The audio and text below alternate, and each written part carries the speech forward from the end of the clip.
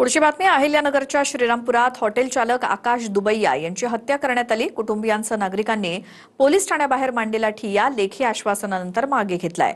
शहरामध्ये वाढत्या गुन्हेगारीला आळा घालण्यासाठी आज श्रीरामपूर बंदचीही हाक देण्यात आली आहे।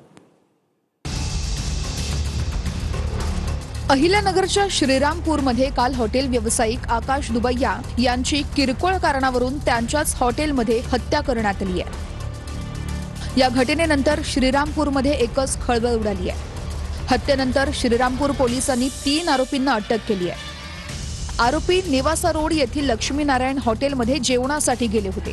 त्यावेळेस झालेल्या किरकोळ वादातून हॉटेल मालक आकाश दुबैया आणि कुणाल दुबैया यांच्यावर धारधार शस्त्राने हल्ला करण्यात आला, तर कुणाल दुबैया जखमी आहेत। दिवसाढवळ्या झालेल्या हत्येनंतर श्रीरामपूरमध्ये गुन्हेगारीवर कोणाचे वचक राहिले आहे का असा सवाल उपस्थित होतोय। श्रीरामपूरमध्ये गेल्या 11 दिवसात प्राणघातक हल्ल्याची ही 4थी घटना आहे। काही दिवसांआधी शहरातील पूर्णवाद नगरमध्ये गँगवॉरमध्ये गोळीबार झाला होता। ही घटना ताजी असतानाच आता दिवसाढवळ्या झालेल्या हत्येनंतर शहरामध्ये भीतीचं वातावरण निर्माण झालंय। आकाश दुबैया यांची हत्या झाल्यानंतर आज श्रीरामपूर शहरात बंदची हाक देण्यात आली।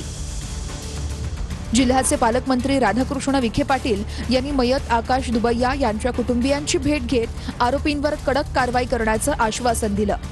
श्रीरामपूर शहर हे क्राईम कॅपिटल बनत चाललंय हे दुर्दैव आहे, अशी प्रतिक्रिया देखील यावेळेस राधाकृष्ण विखे पाटील यांनी दिली आहे।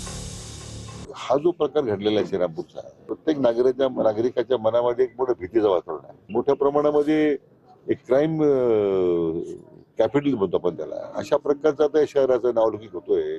त्याच्यात दुर्दैव काय असलं पाहिजे? ह्या घटनेच्या अनुसरून ज्या गोष्टी घडतायत, मला वाटतं याच्यामध्ये आपल्याला पोलिसांना सूचना दिल्यात तात्काळ या संपूर्ण शहराची साफसफाई